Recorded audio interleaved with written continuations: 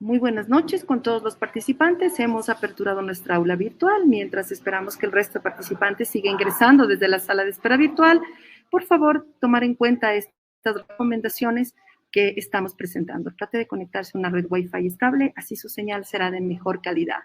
Sin embargo, si pierde conexión o pierde audio, por favor presione el botón rojo que está en la parte superior de sus pantallas con la palabra reconectar. Inmediatamente después retornará a la conferencia. Si usted se ha conectado desde una computadora, el chat del evento se encuentra hacia el lado derecho, y si está conectado desde un celular, este se ubica en la parte baja del mismo. Allí podrá realizar sus preguntas o consultas al speaker de esta noche.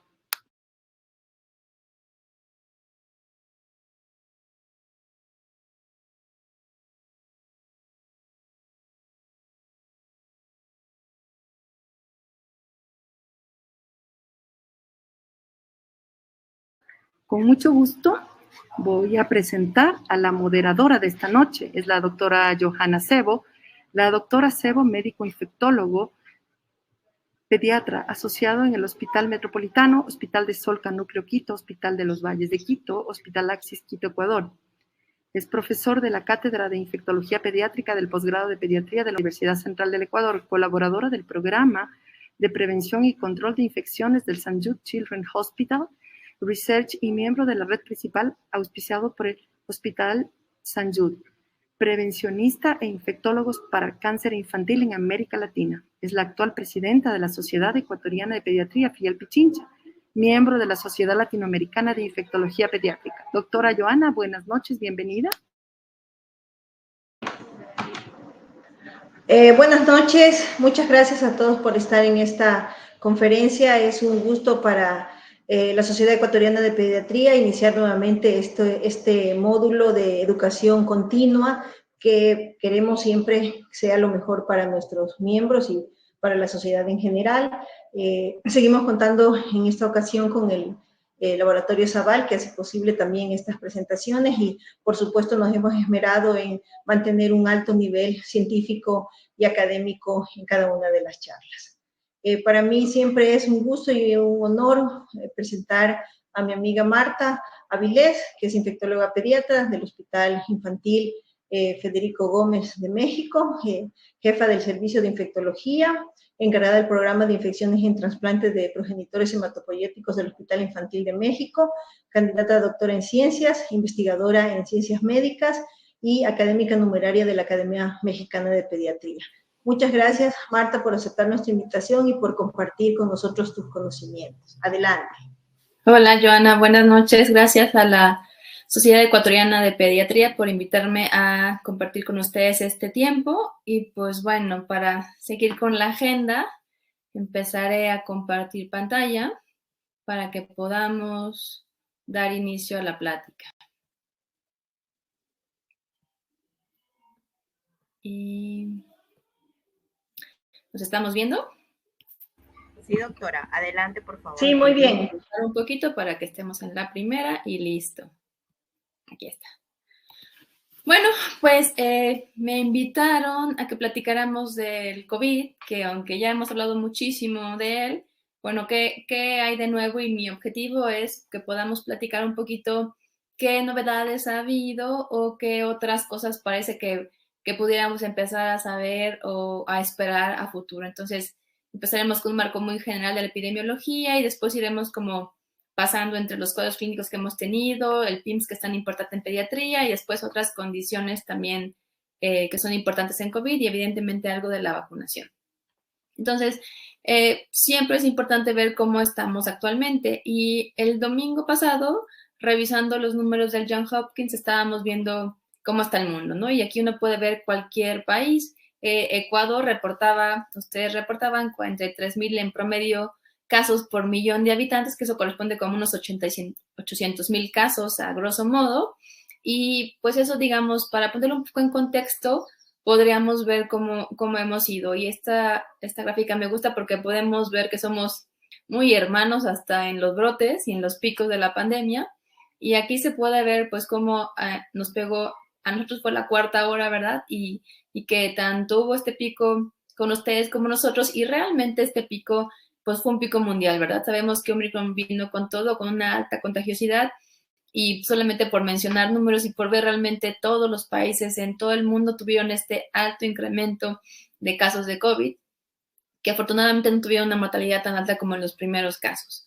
Y esta diapositiva yo la presenté pues a principios del año, en enero, en otra plática que tuve, y esto de reportar los cambios bisemanales refleja un poco más qué tanta es la carga de la enfermedad que hay actualmente. Si se fijan, México estaba en el color más oscuro, que es realmente aquí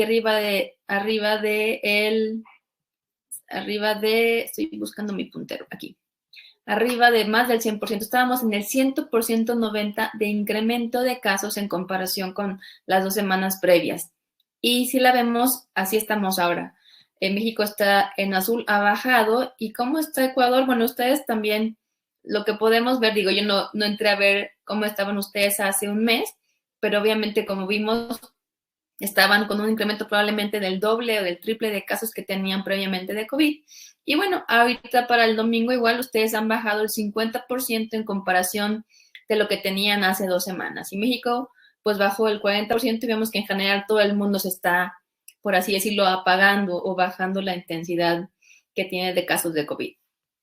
Y en general sabemos que las variantes que más circulan por varios países en el mundo es la variante Omicron, aunque pues hay muchas por ahí.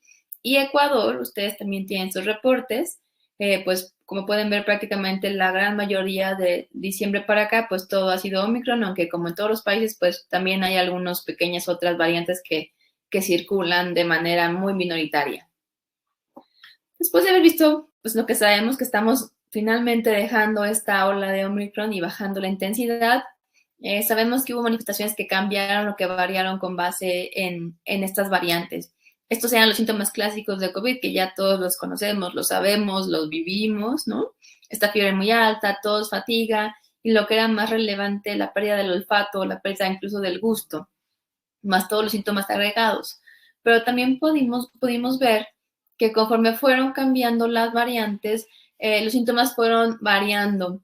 En general, la variante original, si la comparáramos con la Omicron, que es la última que hemos tenido, si bien también tiene síntomas como fiebre y la tos, realmente no es tan relevante eso, y lo que más se evidencia es dolor de cabeza, dolor de cuerpo, la congestión y secreción nasal, y bueno, aquí insolaciones nocturnas, que es relativo.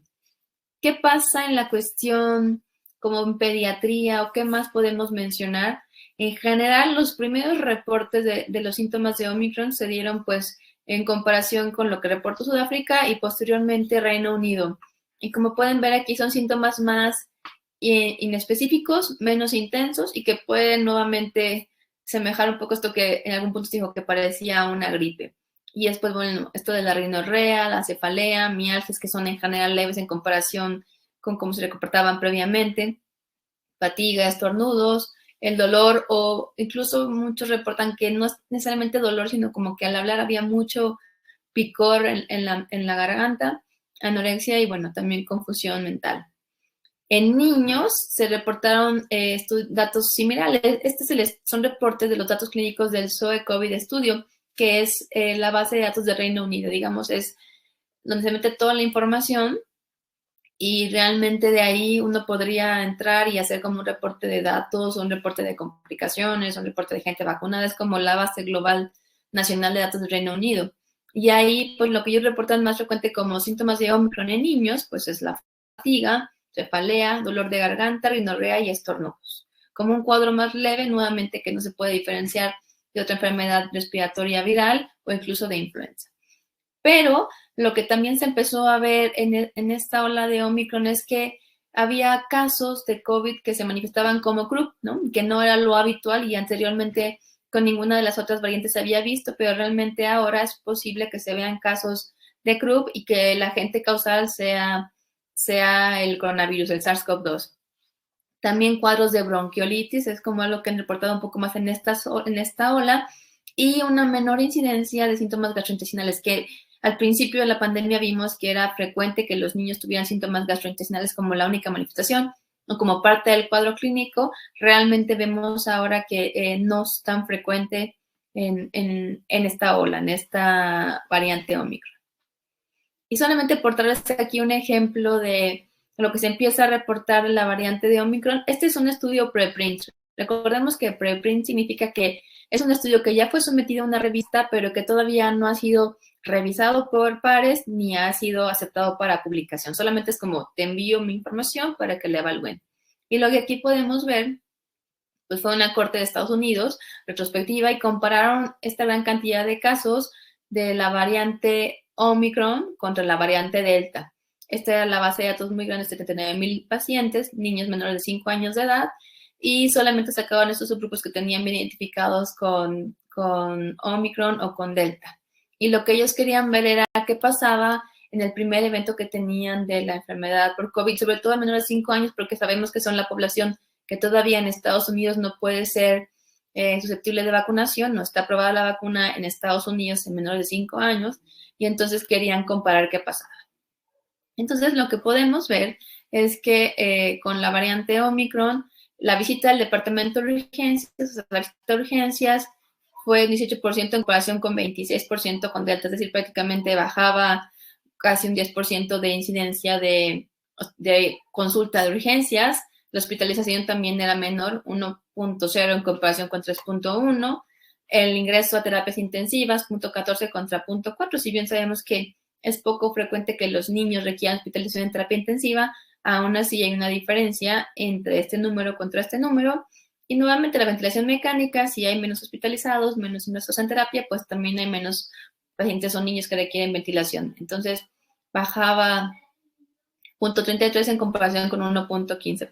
Entonces, todo esto hacía ver que la variante Omicron en niños no vacunados, es decir, que la vacuna previa no tenía un efecto en esta población, simplemente se evidenció que era menos grave los desenlaces que tenían los pacientes cuando se enfermaban por Omicron en los menores de 5 años de edad.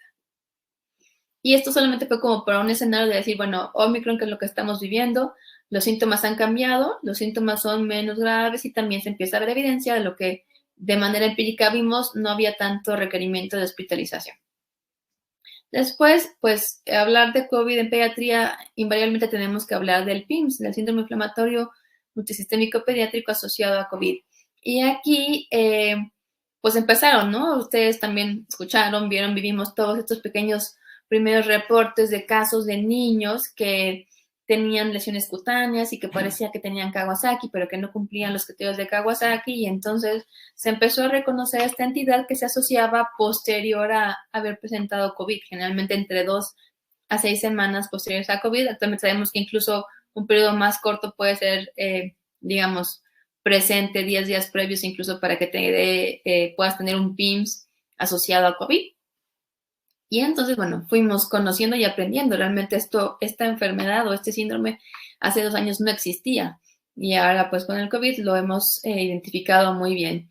Hay muchos como datos de alarma y tenemos que saber identificarlo, ¿verdad? En general, cuando ya hablamos de PIMS, sabemos que es mucho más el riesgo de que el paciente, de que el niño tenga, pues, un desenlace pues negativo, con más complicaciones, y sobre todo decir PIMS, es una entidad exclusiva de la edad pediátrica. Entonces, los síntomas pueden ser varios, y recordando que tenemos, digamos, 2 criterios para definir si hay PIMS o no hay PIMS, los de los CDCs en Estados Unidos y los que en general da la OMS, la Organización Mundial de la Salud, y sabemos que tenemos que cumplir el criterio de que sea un niño, la OMS dice menor de 19 años de edad, que tenga por lo menos 3 o más días con fiebre que no se haya quitado, y que tengamos al menos 2 evidencias de afección multisistémica, es decir, por lo menos 2 órganos, aparatos, sistemas afectados por el COVID. Lo que es muy relevante es que generalmente hay manifestaciones cutáneas como el exantema, o hay conjuntivitis, o hay ronchas en la piel. Algunos niños llegan a presentar el estado de choque o de hipotensión.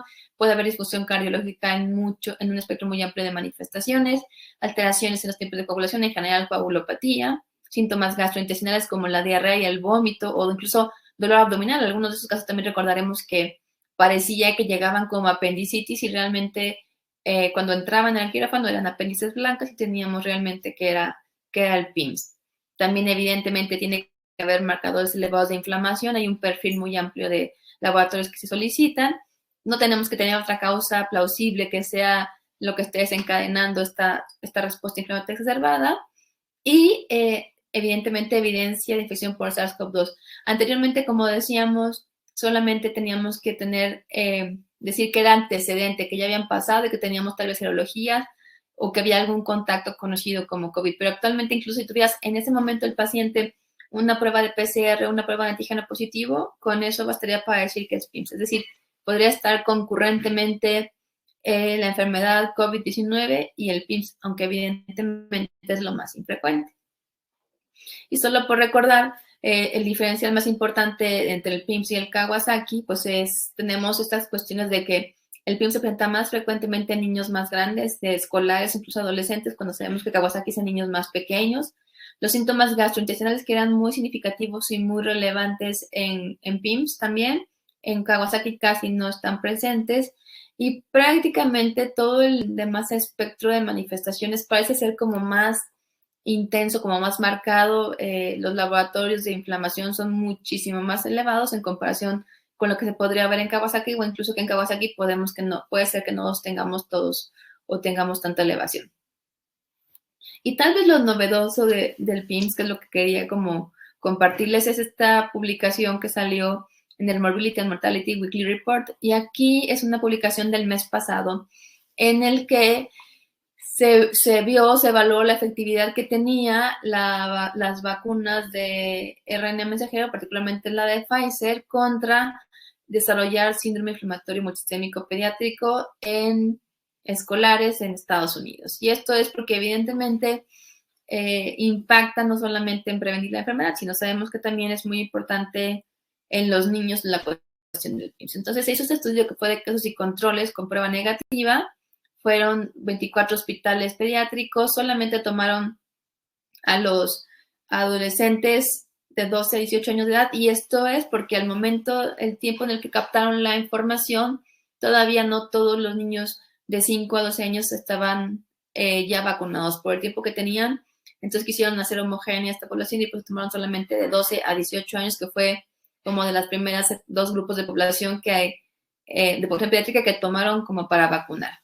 Y entonces evaluaron la eficacia de la vacunación contra el COVID para prevenir el PIMS. Los sujetos tenían que tener las 2 dosis de vacuna completas, incluso no contaron a los que tenían una dosis o incluso los que llegaban a tener 3 dosis, no los contaron. Y se dio un periodo de ventana de 28 días después de haber acabado el esquema completo para evaluar los desenlaces. Y entonces encontraron 102 casos y 181 controles. El promedio de edad era de 14, la mediana de edad 14.5 años, y prácticamente la mitad tenía alguna condición de base subyacente, sobre todo obesidad. Esto solamente es para que pudiéramos ver de manera general muchas características, pero lo relevante aquí que podemos ver es si comparamos la segunda columna, que son los no vacunados, contra la última columna, que es los que están completamente vacunados. Lo que podemos ver es que el ingreso a terapia intensiva, pues prácticamente un 62% contra un 20% de los que sí estaban vacunados por la sospecha como de COVID y luego del PIMS. Y enfermedad también crítica o que requiriera apoyo ventilatorio, apoyo a la vida, en los no vacunados 39%, y en los que tenían la vacunación pues no hubo ninguno, así como ninguno requirió una ventilación mecánica o apoyo mayor de como membrana extracorpórea. Cuando ya se evaluó a grosso modo esta eficacia que tenía la vacuna contra el PIMS con los grupos de edad, podemos ver que tenían 91% de eficacia comparando los pacientes que habían tenido PIMS contra los controles que no habían tenido PIMS. La eficacia de la vacuna para prevenir el PIMS es del 91% de manera global. Y ellos hicieron como subanálisis en los pacientes que tenían un test negativo o un síndrome negativo, pero podríamos decir que prácticamente 90% de eficacia para prevenir el PIMS. Entonces, esto realmente es un punto muy importante y que puede apoyar mucho la cuestión de la vacunación. Sabemos que hay grupos muy escépticos, sabemos que hay tanto médicos escépticos como familiares escépticos y que no se vacunan, o incluso países como el mío, en el que todavía no estamos vacunando a niños menores de 12 años de edad, y que esto podría ser de importancia para favorecer y presionar para que se pueda vacunar a niños pues, de edades mucho más pequeñas. Ellos, digamos, sacan esta diapositiva como para compartir, para que todo el mundo la vea. La conclusión del estudio, justo lo que les comentaba. A grosso modo, disminuye el 91% de probabilidad de que te pueda dar COVID. O sea, es la protección que te da, que no te dé COVID, que no desarrolles PIMS por la vacunación. Después, prácticamente comentan que los que sí se hospitalizaron por PIMS, el 95% no estaba vacunado. Es decir, estos, prácticamente todos, ninguno estaba vacunado al momento que les dio PIMS. Y ningún paciente que estuvo vacunado y que requirió apoyo, ninguno requirió apoyo ventilatorio o apoyo de mayor invasión. Entonces, todo esto evidencia la importancia de la protección con las vacunas contra el PIMS. Y hablar de las vacunas, como vamos a decir, bueno, es como, podríamos hacer 5 pláticas al respecto o muchas más pláticas al respecto. Realmente, cada país tiene sus políticas de vacunación. Sabemos que en general en población pediátrica se ponen estas vacunas. Dependiendo del límite de edad, tenemos Pfizer, Moderna o CoronaVac. Y bueno, ustedes, ¿no? Tienen la posibilidad de tener estas vacunas. En México nada más tenemos Pfizer, Moderna y otras que no están aquí como para población pediátrica. Y más que venir a hablarles de la eficacia y decirles que previene enfermedades graves o complicaciones, porque ustedes ya lo saben, que quisiera tal vez sacar puntos más novedosos o que pueden saber para apoyar la vacunación o que dan información más allá de lo que sabemos de eficacia vacunal para prevenir enfermedad o para prevenir enfermedad grave. Entonces, estos 3 puntos me parecieron interesantes que han salido recientemente. El primero es este estudio que salió apenas hace menos de un mes, que es el estudio en el que se evalúan los anticuerpos maternos contra SARS-CoV-2 en la leche materna después de que a las mamás o a las embarazadas las vacunan. Entonces, el objetivo de ellos era ver qué pasaba con los anticuerpos maternos y que si pasaba o no por la leche materna, ¿no? Entonces, este primer estudio fue un estudio longitudinal, obviamente con mamás o mujeres que estaban embarazadas o que ya estaban lactando y que se iban a vacunar. Lo que iban a hacer ellos era medir los anticuerpos específicos contra SARS-CoV-2 en la leche humana, tanto su actividad neutralizante como su persistencia a los 6 meses, y ver también si el pasteurizado o no la leche materna, la leche humana, podía o no afectar esta cantidad de anticuerpos. Entonces, pudieron ir a reclutar a 27 embarazadas o mujeres en etapa de lactancia, una edad promedio de 34 años, y se podía recibir tanto vacuna Pfizer como vacuna Moderna. Este estudio fue realizado en Estados Unidos. Y lo que hacían ellos es que tomaban tanto muestra de sangre como muestra de leche materna al momento de que las iban a vacunar y luego al mes, a los 3 meses, a los 6 meses, después de esta primera dosis de la vacuna, y veían cómo era la evolución. Entonces, este puede parecer un poco complejo, pero vamos a platicar para que quede muy claro y no habrá duda al respecto. Entonces, lo primero fue medir los niveles como tal de IgM e IgG específicos contra SARS-CoV-2 en la leche humana. Aquí tenemos IgM, aquí tenemos IgG. Se mide por densidades ópticas. Y esta rayita horizontal que ven aquí es, digamos, el límite que se ha establecido como para decir que está positivo o presente en sangre. Entonces, todo lo que esté arriba de esta raya horizontal y acá de esta para la IgG, esta raya horizontal, es que hay positivo, que haya evidencia de los anticuerpos de manera significativa o relevante para decir que es positivo. Entonces, aquí vemos 0, 1, 3 y 6 meses post vacunación. Vemos como antes de la vacunación, pues no había nada de anticuerpos, evidentemente, para la cuestión de positividad, y vemos como hay un incremento al primer mes de vacunación. Esta diferencia que hay entre este 0 y este 1 mes, la diferencia es de 0.003%, es decir, es significativa. Y también entre el mes y los 3 meses, la diferencia fue de 0.001%, es decir, al mes y los 3 meses post vacunación, realmente era significativa la elevación que había de anticuerpos IgM específicos contra SARS-CoV-2 en la leche materna. Y ya para los 6 meses, esta diferencia entre el 0 y el 6 ya no fue significativa. Es decir, aunque por ahí había anticuerpos, realmente se perdían para los 6 meses. Pero entre 1 y 3 meses post vacunación y que estaban lactando se encontraban de manera positiva y relevante. Y acá con los IgGs es algo similar. el valor de corte o el límite para positividad es diferente porque es una inmunoglobulina diferente. Y vemos también cómo el pico al mes y a los 3 meses es estadísticamente significativo. O sea, esta positividad es muy elevada.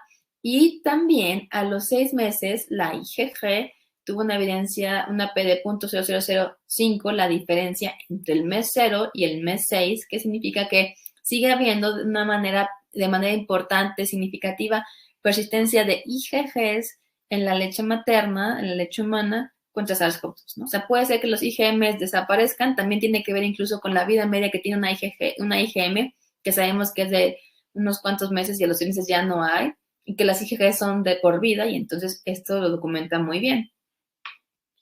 Luego, siguiendo, digamos, la evaluación IgA,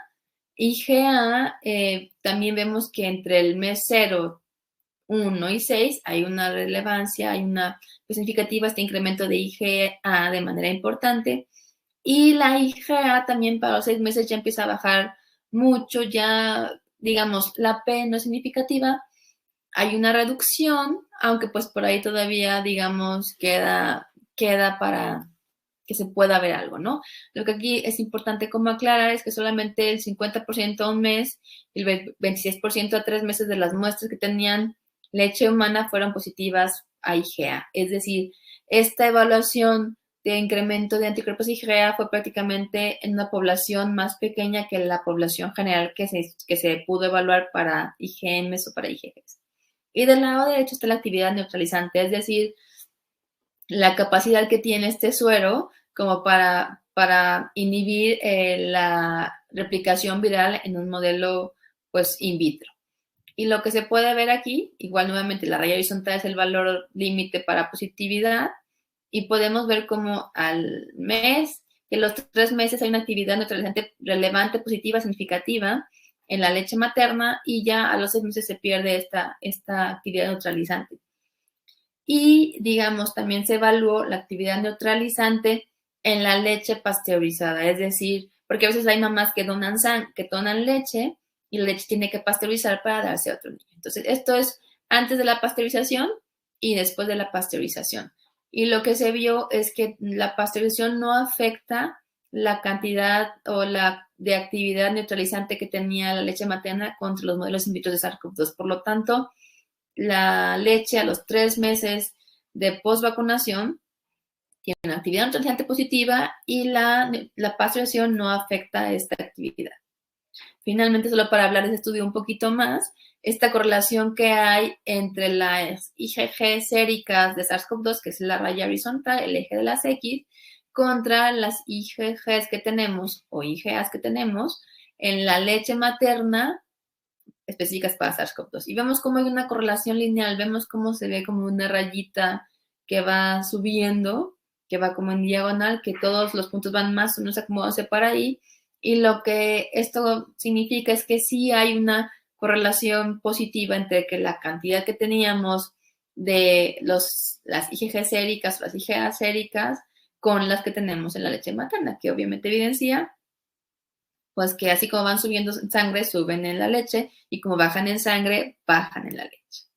Finalmente, la conclusión de este estudio es que los anticuerpos específicos contra el SARS-CoV-2 en la leche humana pueden estar disponibles en los lactantes hasta los 6 meses de edad, y evidentemente esto puede tener como un impacto más allá en prevenir tal vez enfermedad en estos pacientes. Este estudio fue solamente como anticuerpos en leche materna.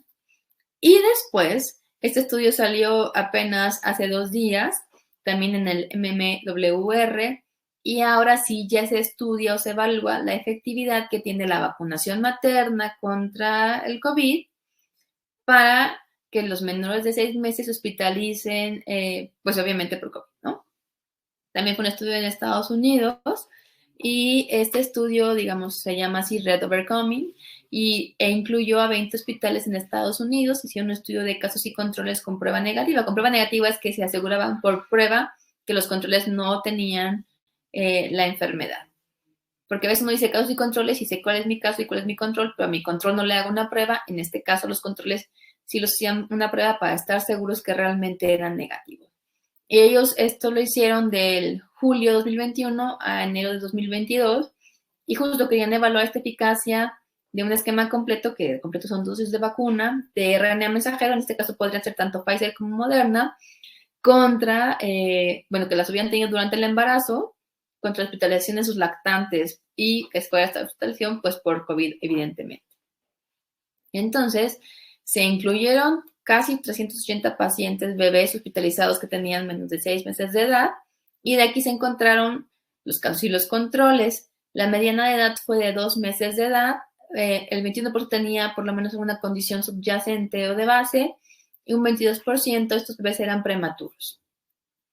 Lo que se empezó a ver, lo que se vio aquí, es que la eficacia que tenía la vacunación para prevenir hospitalización en cualquier momento en estos 6 meses de vida era del 61% de manera general. Cuando era para una hospitalización, aquí es comparando los casos, ¿verdad?, contra los controles, cuando evaluaban una ingreso o hospitalización temprana, es decir, en las primeras 20 semanas de vida, que estos niños tuvieran que hospitalizarse por COVID, la eficacia de la vacuna fue de 32%, y tardío, más allá de 21 semanas de gestación que hayan tenido, hasta los 14 días antes del parto, en general la evidencia de eficacia de la vacunación fue de 80%. Entonces aquí nuevamente hay evidencia de efectos que tiene la vacunación en la mamá embarazada con los niños, ¿no? Para prevenir a estos niños que evidentemente todavía no son vacunables por la edad, pero que el que la mamá sea vacunada tiene un impacto positivo también en el bebé. Y este último, el artículo que quiero enfocar también en la vacunación, si bien se llama, también salió hace 2 días, ¿no?, que se llama hospitalizaciones en niños y adolescentes con COVID confirmada por laboratorio. Si bien no está exclusivamente dirigido a las vacunas, tiene algo muy relevante en la vacunación, que es la parte que yo quiero, pues, comentar. Entonces, aquí, en general, el objetivo de este estudio era, pues, comparar las hospitalizaciones que habían pasado durante los 2 picos más relevantes que ha habido, el pico que hubo en Delta y el pico de Omicron. Y ellos dividieron a toda la población pediátrica en 2 grupos, en los niños de 0 a 11 y adolescentes de 12 a 17 años. Y en general, lo primero que, pues, se puede ver en las gráficas que ellos reportan es que este pico de Omicron fue muy relevante, y ellos quieren ver aquí la hospitalización en general. Entonces, es la tasa de hospitalización que tenían en población pediátrica, dividida de 0 a 4, de 5 a 11 y de 2 a 17. Y lo que se puede ver aquí es cómo esta población de 0 a 4 años de edad, que son las poblaciones que no están vacunadas en Estados Unidos, el incremento proporcional de casos de hospitalización fue mucho más alto. Era esperado que en otra ola, en un pico de alta contagiosidad, tuviéramos un incremento en todos los grupos etarios, pero el que se disparó de manera muy significativa, pues fue evidentemente el grupo que todavía no estaba vacunado en Estados Unidos, y que, bueno, es un reflejo justo de que todavía son poblaciones que no se han beneficiado del efecto de la vacunación. Solo por mencionar, digamos, la cantidad de pacientes hospitalizados de manera general, o bueno, población pediátrica hospitalizada de manera general, Delta eran 1.8 por 100,000 habitantes y Omicron 7.1 por 100,000 habitantes. Realmente era 6 veces mayor la cantidad de casos que tenían que cuando fue el pico de Omicron. Y justo comparando estos resultados que tenían de Delta contra Omicron, lo que decíamos, el riesgo de hospitalizarse por la variante Omicron fue mucho más alto en los niños que no estaban vacunados, 0 a 4 años de edad. Y si bien en estos 2 grupos de edad, 5 a 11 y 12 a 17 años de edad, también hubo más hospitalización, el riesgo relativo no fue tan importante en comparación al de 0 a 4 años de edad. Sí, obviamente todos incrementaron su hospitalización, pero el más significativo fue el de los niños más pequeños. Y cuando ellos hicieron como este subanálisis de los pacientes que habían estado vacunados y que les dio COVID contra los que no estaban vacunados y les dio COVID, bueno, evidentemente los números hablan mucho. O sea, la tasa de hospitalización por 100,000 habitantes en los no vacunados fue de 23 contra 3 en los vacunados. Y los ingresos a la terapia intensiva fueron 30% de los no vacunados contra un 15% de los vacunados. Entonces, nuevamente, más evidencia de todos los beneficios que tiene la vacunación y que nosotros también podemos usar como argumento para convencer o hacer que las personas que pueden estar renuentes a la vacunación tengan más conciencia de lo que impacta, ¿no? O sea, más números, más evidencia y otros escenarios importantes. COVID prolongado en niños es como la penúltima parte que quiero comentarles. Y es que en adultos como que también está más claro que hay COVID prolongado y los síntomas, el cansancio y la falta de concentración, pero en los niños como que esto casi no se ha estudiado todavía o casi no se ha reportado o incluso como que pensamos que como al niño le da más leve, no va a tener COVID prolongado. En general, se dice COVID prolongado cuando los síntomas duran más de 4 semanas. Y entonces, este estudio de Reino Unido empieza ya a hablar al respecto de la duración de los síntomas y las manifestaciones del COVID prolongado. Esto en niños en edad escolar en el Reino Unido que tenían evidentemente prueba positiva para SARS-CoV-2. Esta es una corte prospectiva. Nuevamente, esto se sacó de la red Zoe, que es, digamos, esta aplicación libre gratuita en la que se mete toda la información que hay de los pacientes que tienen COVID y que uno dirigidamente también puede ingresar, darse de alta e ir, digamos, ingresando sus datos, información y que todo esto, digamos, queda confidencial. Entonces se tomó de esta gran base una corte prospectiva de septiembre de 2020 a febrero de 2021 y se hizo solamente en los escolares de 5 a 17 años de edad y ellos hicieron una subdivisión, solamente dijeron niños pequeños de 5 a 11 años que estaban como a grosso modo en la primaria y para ellos niños mayores eran los de 12 a 17 años de edad, que en general es como, lo engloban ellos como secondary school, ¿no? A grosso modo. Y que tenían confirmación de COVID por PCR y en esta base ellos querían evaluar la prevalencia y duración de cada síntoma, no es decir, en general la enfermedad le duró tanto, sino cada síntoma le duró tanto a estas personas. En general, lo que les comentaba, COVID prolongado, allá el que dura más de 28 días, y incluso ahí hicieron un segundo corte, el que dura más de 56 días. ¿Qué fue lo que ellos encontraron? Bueno, obviamente la base es enorme, 256,000 pacientes pediátricos, niños pediátricos, pero de esos que tenían dentro de la información de la base confirmados SARS-CoV-2, 6,975, y de esos, de los que se tenía la información completa para hacer un cálculo de la duración de cada síntoma fueron 1,734. Aún así, un número muy alto de niños con esta información de COVID. Entonces, prácticamente 400 eran niños menores y los 900 y tantos eran de niños mayores. Recordemos acá, les pongo para que recuerden nada más, o sea, los niños mayores 12 a 17 años de edad. Lo que empezaron a reportar es la mediana de duración de los síntomas. En general eran 6 días como la mediana y la mayor duración sí se evidenció en los niños, estos de los niños mayores, ¿no? Era más relevante la evidencia de síntomas positivos, que en general era de 7 días en los de mayores, que eran estos de 12 a 17, contra los menores que eran 5 días. Entonces, 2 días aquí realmente es significativo en cuanto a la incidencia en duración cuando la población es tan grande. Los síntomas, a grosso modo, englobando todos los síntomas, los más frecuentes fueron cefalea y fatiga. Ahorita esto es como en la descripción general de los datos. Cefalea y fatiga, lo más frecuente en los niños desde los 5 a 17 años de edad. En los menores, la fiebre era prácticamente lo más presente en la mitad de los casos prácticamente, seguido de rinofagia, dolor abdominal y tos persistente. Y en los mayores, lo que más predominaba era la odinofagia, o sea, era como un síntoma que incluso reportan más los adultos, la odinofagia, anosmia, si se fijan como que síntomas más de adultos, aunque son de los 12 a 17, y bueno, ya después fiebre y tos persistente.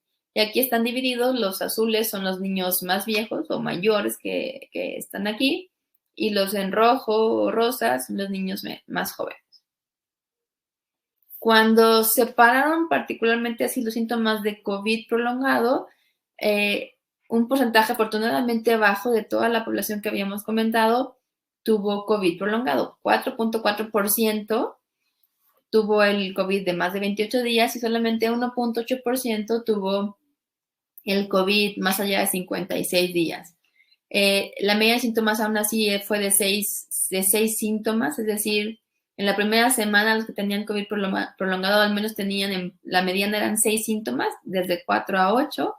Y en general, ya cuando llegaban a decir más de 28 días, los síntomas ya no eran, digamos, tantos. Eran generalmente 2 síntomas los que persistían más allá de 2 días de forma promedio, o la mediana más bien.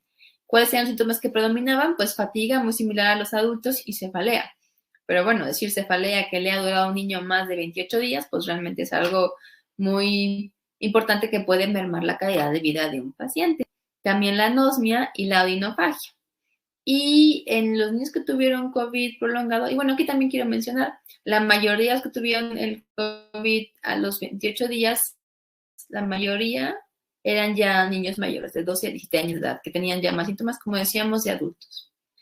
El COVID más allá de los 56 días, vemos que anosmia sigue siendo de lo que más persiste como síntomas, cefalea también, y odinofagia y fatiga. Realmente, si se fijan, los mismos síntomas en el 28, 56 días están presentes, realmente cambia más bien el porcentaje de presentación. Y esta repetida diapositiva, me fui para atrás. Ahora viene la cuestión del mapa de calor. Este mapa de calor lo que quiere evidenciar, representar es la cantidad o proporción de pacientes que tenía cada síntoma. Obviamente, mientras más color veamos, es que el síntoma estaba más frecuente en una proporción más importante de los sujetos. Y entonces aquí solamente es para mencionarles cómo estos fueron los síntomas más frecuentes o más con mayor duración. La fatiga fue el primero, anosmia número 2, cefalea y finalmente odinofagia, que a grosso modo son los que habíamos comentado previamente, fueron los que estuvieron persistentes por más de 28 días y que sabemos que incluso hasta los 56 días. ¿Y qué otra cosa finalmente podríamos esperar del COVID? Y también este es un estudio que salió el mes pasado y que tal vez es algo que no nos esperábamos, y es este riesgo de un nuevo diagnóstico de diabetes en los menores de 18 años de edad después de haber tenido COVID, ¿no? Entonces, es decir, un niño que tuvo COVID o una persona de 0 a 18 años de edad que le dio COVID y que después de esos siguientes 30 días posteriores tiene mayor probabilidad de que le dé diabetes. Entonces, este estudio como que empezó mucho a alertar a los pediatras y a otras poblaciones porque realmente decir después de que le da COVID le va a dar diabetes o incrementa su riesgo, bueno, es muy relevante, ¿no? Entonces, el estudio fue así. 2 cortes retrospectivas muy grandes, con una gran cantidad de pacientes, 80,000 y 439,000, de las que se sacó la información de un subgrupo de población. Y ellos compararon la incidencia de diabetes en estos pacientes y los pareaban por edad y sexo. Entonces, la edad promedio, y obviamente eran solo pediátricos, de la base de IQVA era 12 años y de la otra base de Helberty, pues 12% en promedio, digo 12 la edad. Es decir, sí hablamos de una edad más ya de adolescentes. La mitad era mujer en ambos casos, realmente pues es mitad y mitad. Pero en la primera base o corte, se vio que el riesgo incrementaba, bueno, era un incremento de 166 veces más probable de que le pudiera dar diabetes. Y en la otra base era 31% más probable o el riesgo de desarrollar diabetes después de haber tenido COVID, ¿no? En general, en la primera corte, ellos comentaron que el riesgo era similar en todos los grupos etarios, pero los que encontraron en la segunda corte dijeron que realmente en los menores de 12 años de edad no había este riesgo y solo lo veían en los mayores de 12 años de edad. Ellos, cuando comparaban todos sus números, lo que en general pudieron decir, y esto que van a leer aquí es justo con base en esto, en el hazard ratio, en cómo está en 2.6, que es 166 veces más probable, o 71% más probable, que los niños menores de 18 años de edad pudieran tener COVID, pudieran tener diabetes después de tener COVID. Y entonces, esto como que fue algo muy relevante y también aparte de reportar obviamente estos resultados, como que hay una discusión muy detallada en ese artículo respecto a, pues no, ¿y esto por qué puede ser? O sea, realmente es el COVID un desencadenante de diabetes.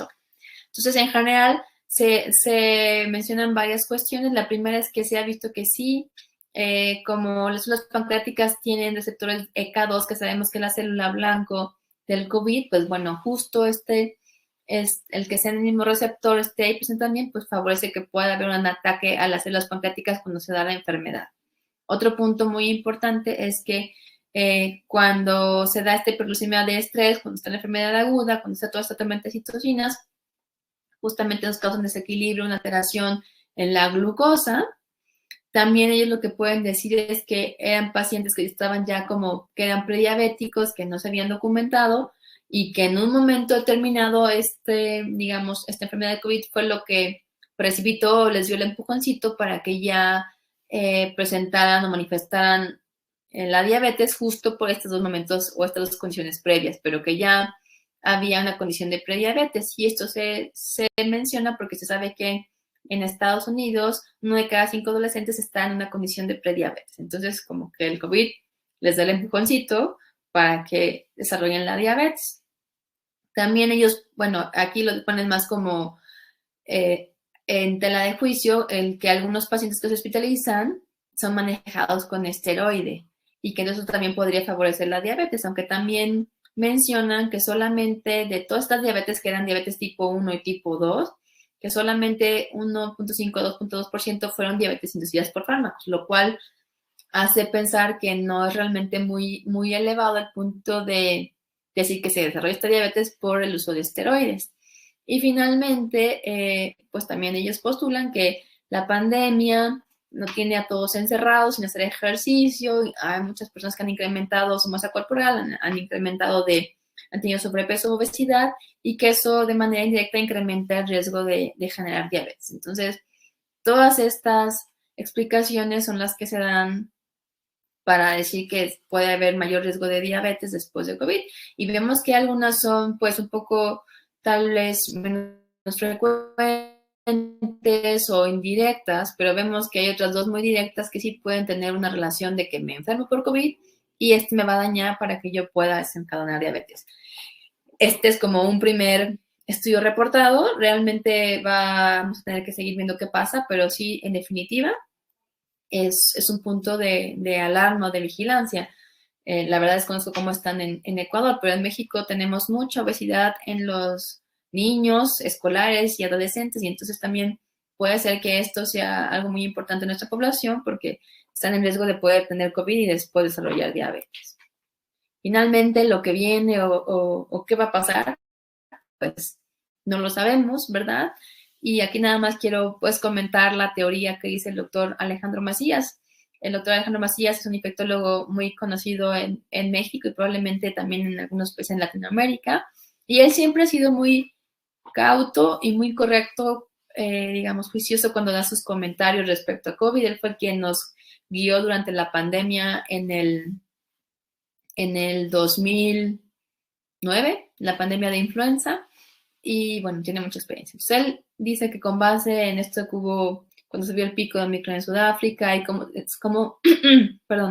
se manejó en Sudáfrica y después en Estados Unidos y Reino Unido, él dice, ¿no?, que en México tuvimos el primer mes de ascenso que fue en enero, ¿no? Entonces él postula que en México tendremos un primer mes de ascenso en la pandemia que va a ser o que fue en enero, que en febrero tuvimos o tendremos nuestro descenso, para en marzo llegar a una meseta, y finalmente él dice que para el segundo trimestre del 2022 podríamos estar entrando a la endemia. Esto lo dijo en enero, esto fue justo como en la primera o segunda, en la segunda semana de enero fue que el doctor Macías hizo este comentario. Y pues la verdad es que esto de el ascenso un mes, descenso un mes, que estamos en febrero viendo ustedes y nosotros, pues va por ahí.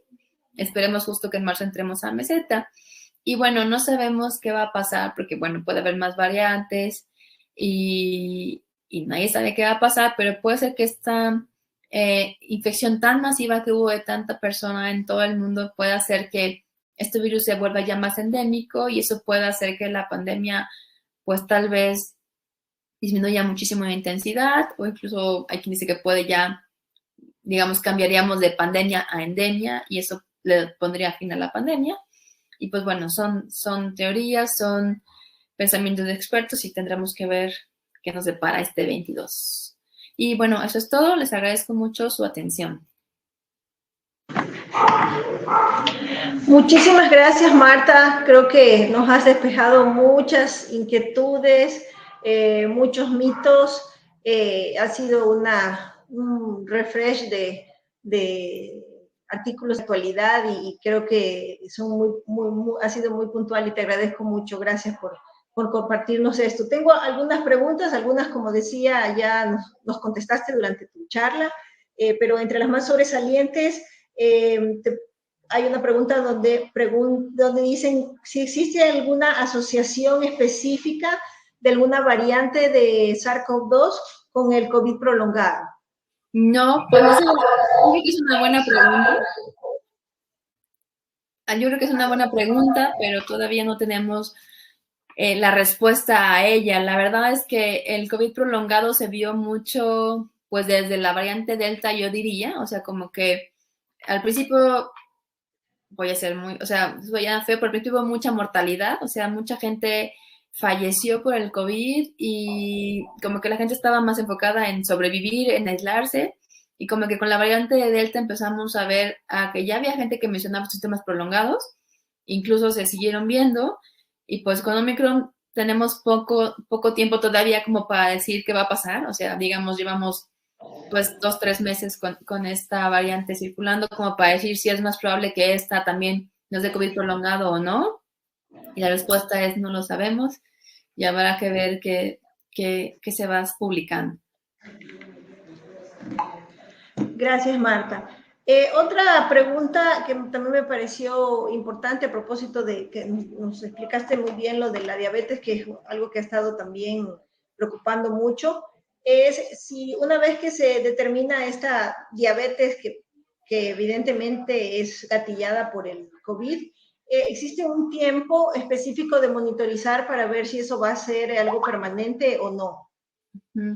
Pues la verdad me gustaría también tener la respuesta, pero nuevamente sigue siendo algo que va pasando. Yo creo que justo esas preguntas son muy interesantes y nos deben dar pie a nosotros estar como alertas, a vigilar y ver. Realmente lo que se reportan de los de diabetes fueron diabetes tipo 1 y diabetes tipo 2.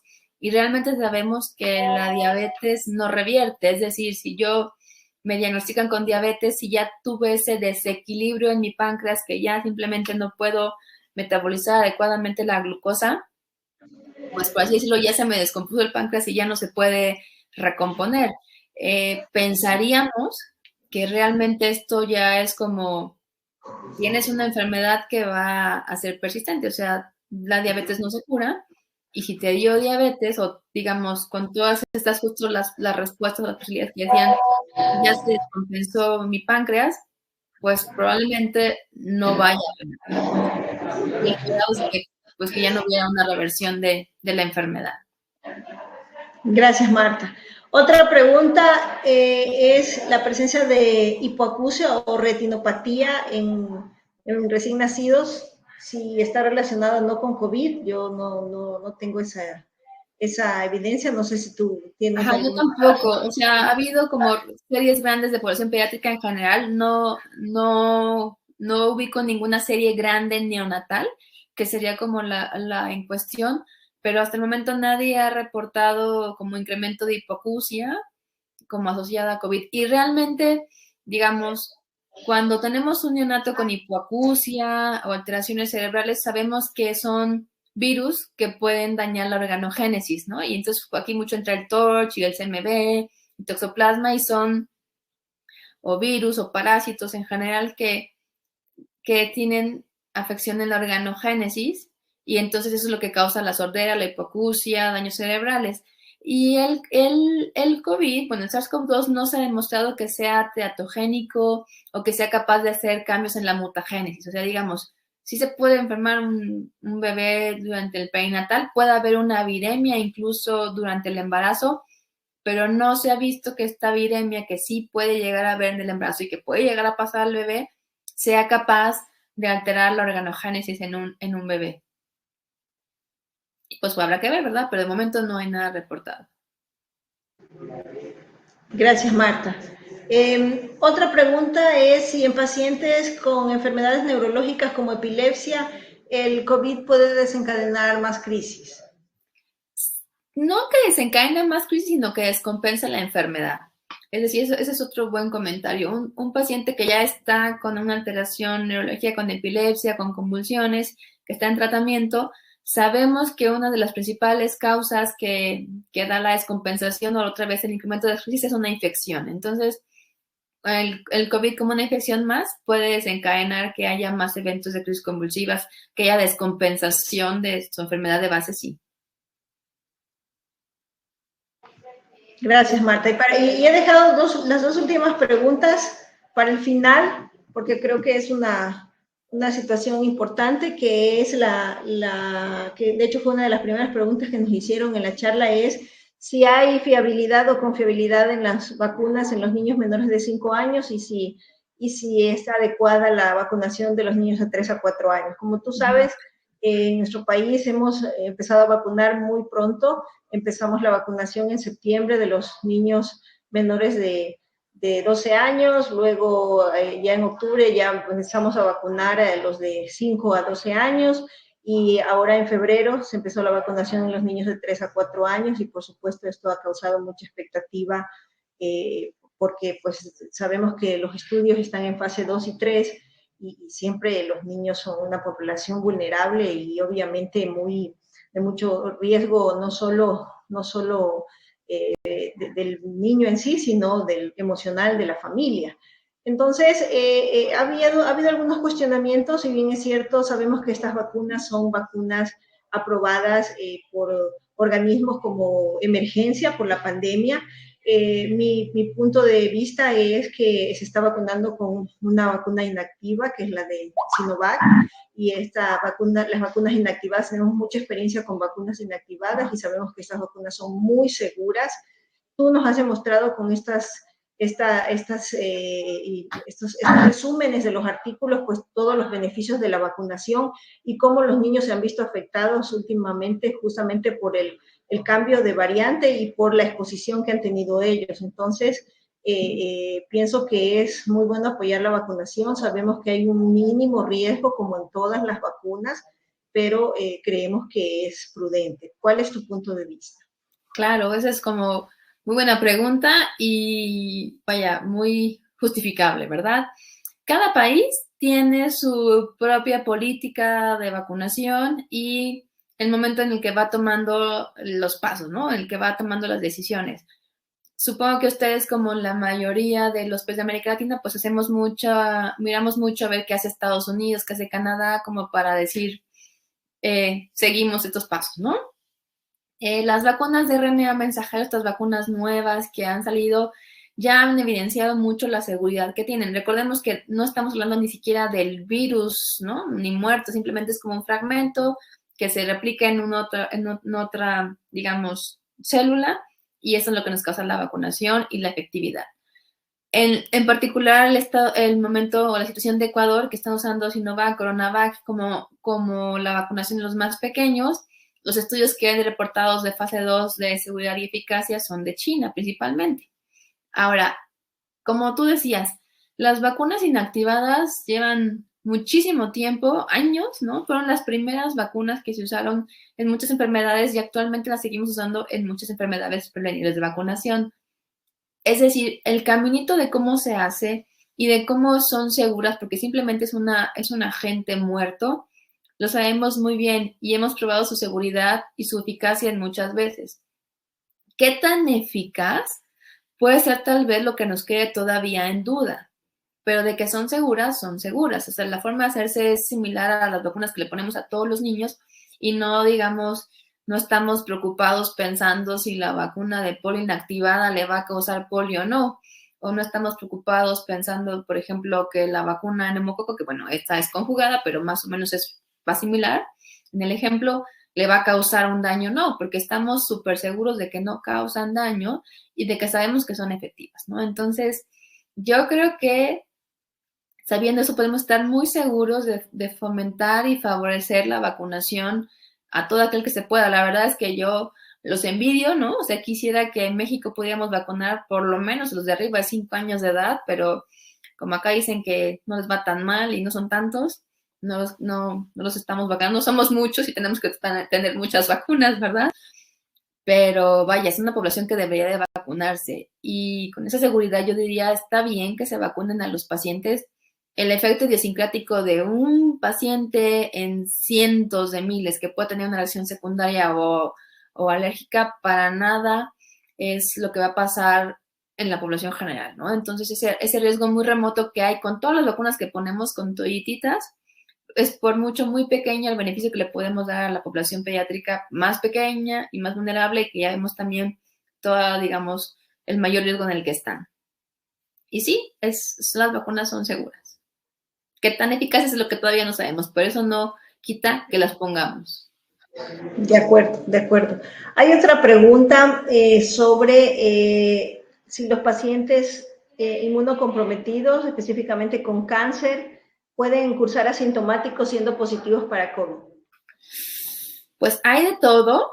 Es lo menos probable porque sí esperaríamos que tengan sintomatología, no necesariamente como grave, pero digamos, ahí tendríamos que estar seguros de leer el caso reportado de un paciente con cáncer que se muestreó y que salió positivo sin síntomas, ¿verdad? Puede ser, o sea, no puedo decir en el artículo tal dice, pero sí puede ser, sobre todo porque puede ser una enfermedad leve en un momento en el que un inmunocomprometido no esté en el periodo más crítico de la inmunosupresión, es decir, cuando no esté en neutropenia, cuando no esté en inmunosupresión de una inducción, puede un paciente tener tal vez COVID, manifestarlo muy, muy leve o incluso sintomático. Podría llegar a ser. Otra cosa que también creo que es importante recalcar en estos pacientes con cáncer, y no sé si tal vez a eso va un poco dirigida la pregunta, es que muchas veces tienen sintomatología, tienen su PCR positivo y en el tiempo ese PCR, a pesar de que son asintomáticos, se mantiene positivo más que en las personas inmunocompetentes. Tal vez podría ser también una forma de ver esta pregunta y pensar que, claro, es positivo, asintomático, pero porque ese PCR es más demorado en negativizarse que en los inmunocompetentes. No sé si estás de acuerdo conmigo, Marta. Ah, claro, exacto. Ese es como el otro escenario que yo no pensé que tú, qué bueno que sí lo pensaste. Exacto, que ya tuvo COVID y el virus incluso puede estar muerto, pero puede tener todavía fragmentos de DNA en la nasofaringe, y tú muestras al paciente y salga positivo cuando el paciente ya se curó de la enfermedad. Incluso el virus puede ya estar muerto y solamente es, digamos, material genético viable que sigue en el lugar en el que tomamos la muestra, pero que realmente sea un paciente que ya acabó el cuadro clínico y la PCR sigue positiva. Y eso lo hemos visto muchas veces, tanto en inmunocomprometidos como en sanos, que PCR siguen positivas aunque ya realmente tienen mucho tiempo sin síntomas. Muchas gracias, Marta. Gracias por tu predisposición, por tu excelente presentación. Queremos agradecerte a nombre de la Sociedad Ecuatoriana de Pediatría, de todos los miembros y los asistentes y también de Sabal.